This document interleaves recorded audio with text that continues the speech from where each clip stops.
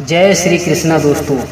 दोस्तों जीवन में चाहे कितने भी दुख या कष्ट आ जाएं, उनसे कभी दूर मत भागना, क्योंकि दुख और मुसीबत से जितना दूर भागोगे उतना ही वो तुम्हारे पास उतना ही अधिक आएंगे। इसीलिए मुश्किलों से भागने की अपेक्षा अर्थात मुश्किलों का डटकर सामना कीजिए। दोस्तों, ये कहानी एक ऐसे व्यक्ति की है जो अपनी जिंदगी से बहुत ही तंग था। उसे यह बात समझ में नहीं आ रही थी कि उसके साथ हमेशा बुरा ही क्यों होता है। घर के लोगों से अनबन और व्यापार में व्यापारियों से अनबन उस इंसान को कुछ भी समझ में नहीं आ रहा था कि ये क्या हो रहा है। वो जिसे भी देखता तो ऐसा ही लगता जैसे कि सभी उससे दुश्मन हैं। वो घर वालों को भी शक की निगाह से देखता था। एक बार उस व्यक्ति से किसी ने कुछ कहा, लगता है तुम्हारे ऊपर किसी ने कोई काला जादू कर दिया है। तभी उस व्यक्ति ने कहा, काला जादू करने वाले को दिखाया, परंतु फिर भी उसे कोई भी फायदा नहीं हुआ। एक दिन वो अत्यंत परेशान हो गया, इधर उधर घूमने लगा। तभी उसे एक महात्मा मिले। तभी उस व्यक्ति ने अपनी सारी कहानी उस महात्मा को बताई और उनसे पूछा कि हे महाराज, आप हमें ये बताने का कष्ट करें कि आखिर हमारे दुखों का मुख्य कारण क्या है।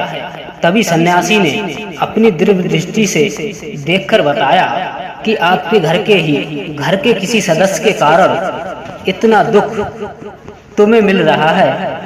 किसी ने तुम पर काला जादू टोना कर दिया है, इसीलिए तुम्हें इतना दुख तुम्हें मिल रहा है।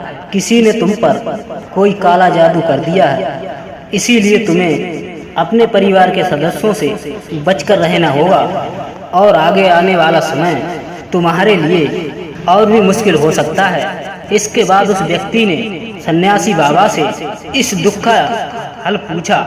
तभी उन्होंने बहुत ही सारे उपाय बताए और कहा, तुम्हें एक तंत्र विद्या करनी होगी।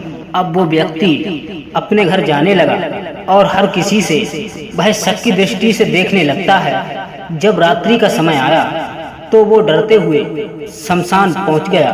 तभी उसने देखा कि एक चिता के पास एक व्यक्ति बैठकर जोरों से हंस रहा है और यह कहता जा रहा है कि अरे मेरे भाई, तुम चिता में लेटकर कहाँ जा रहे हो?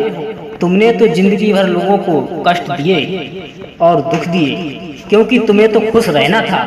अर्थात तुम तो बिना सुख भोगे ही खाली ही हाथ चले जा रहे हो। अब यह व्यक्ति भी शमशान में बैठकर हंसने लगा और उस व्यक्ति के पास गया और उससे यह पूछने लगा, अरे भाई, तुम कौन हो? इतनी रात हो जाने के बाद भी तुम शमशान में बैठकर अर्थात क्या कर रहे हो? तभी उस व्यक्ति ने कहा, मैं एक सन्यासी हूँ और मैं यहाँ बैठकर यह देख रहा हूँ अर्थात ये जीवन मृत्यु में कैसे बदल जाता है। जो इंसान जिंदगी भर दूसरों को दुख देकर स्वयं सुखी रहने का प्रयास करता है, अर्थात बिना सुख भोगे ही अग्नि में जलकर भस्म हो जा रहा है। इसके बाद महात्मा ने उस इंसान से कहा कि आपके यहाँ आने का क्या कारण है? तभी उस इंसान ने कहा, हे गुरुदेव, आप तो ज्ञानी हो, दूरदर्शी हो, आपसे भला क्या छुपा है? आपको तो ये सब कुछ पता ही होगा कि मेरा बुरा वक्त बहुत जोरों से चल रहा है। इसके कारण लोग भी हमसे बुरा बर्ताव करते हैं, लोग हमसे ईर्ष्या करते हैं और सभी लोग हमसे यह चाहते हैं कि मैं बर्बाद हो जाऊं। इसीलिए एक सिद्ध पुरुष महाराज के कहने पर मैं यहाँ एक तंत्र विद्या करने आया हूँ। यह सब सुनने के बाद वो महात्मा मुस्कुराए और कहने लगे, यह सब करने की क्या जरूरत है? ये तो मैं सब कुछ अभी बता सकता हूँ कि आखिर तुम्हारे कष्टों का कारण क्या है। तभी उस इंसान ने कहा, हे महाराज, जल्दी से बता दीजिए, मैं बहुत ही परेशान हूँ और जिसकी वजह से मुझे इतना कष्ट हो रहा है उसे मैं अपने आप दूर करना चाहता हूँ। तभी महात्मा जी ने कहा, इतनी भी जल्दी क्या है? अर्थात पहले तुम ये बताओ, क्या तुम्हें नदी में तैरना आता है?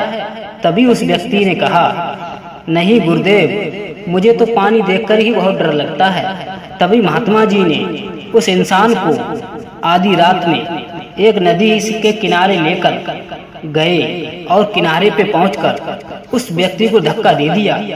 पानी बहुत ही ठंडा था और नदी की भी गहराई बहुत ही तीव्र थी, जिसमें कोई भी साधारण व्यक्ति उस नदी में डूबकर मर भी सकता था। उस इंसान को तैरना भी नहीं आता था, इसीलिए जोर जोर से चिल्लाने लगा, कोई मुझे बचाओ बचाओ।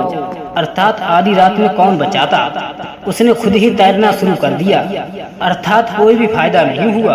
अब वो व्यक्ति नदी में डूबने लगा।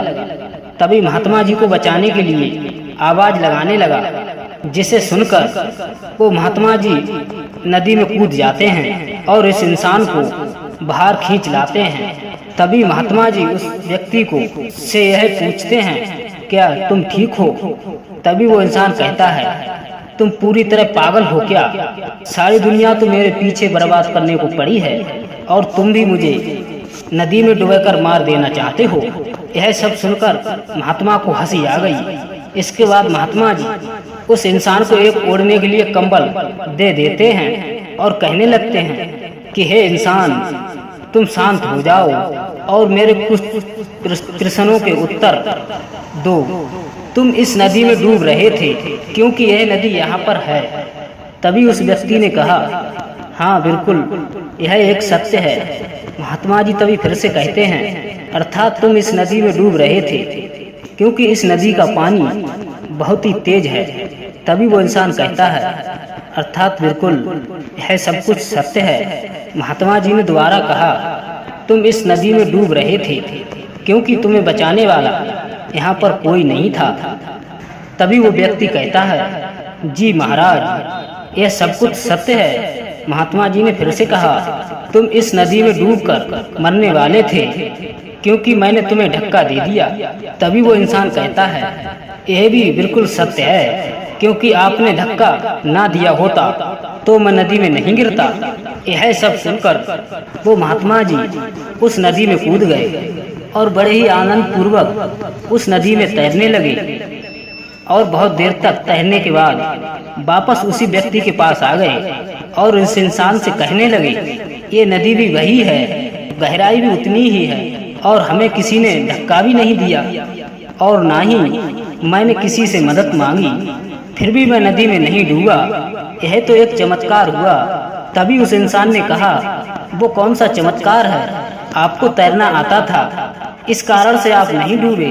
तभी महात्मा जी मुस्कुराते हुए बोले, मैं तो तुम्हें यही समझाना चाहता था कि इस संसार में प्रत्येक मनुष्य के पास एक चीज होती है और वो है परिस्थितियाँ। ये वो परिस्थितियाँ हैं, सबकी अलग अलग हो सकती हैं, परंतु इस नदी के भांति होती हैं। जैसे कभी भी पानी गहरा भी होता है और कभी कम भी होता है और कभी इसकी गति तेज भी होती है तो कभी शांत भी होती है, परंतु जो इस परिस्थितियों में तैरना जानता है वो कभी दूसरों से मदद नहीं मांगता, अर्थात तैर कर अपने आप वापस बाहर आ जाता है। अब तुम ही बताओ, जब तुम नदी में डूब रहे थे तो इसमें दोष किसका था? नदी का या हमारा या तुम्हारा, या जो तुम्हें बचाने नहीं आया उसका?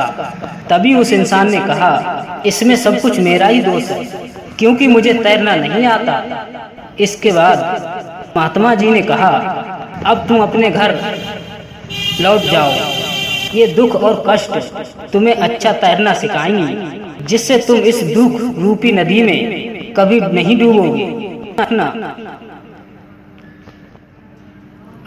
अर्थात इतना याद रखना, अगर तुम दुख से डरकर भागोगे तो तुम उसी नदी में डूब जाओगे जिससे मैंने तुम्हें बचाया है।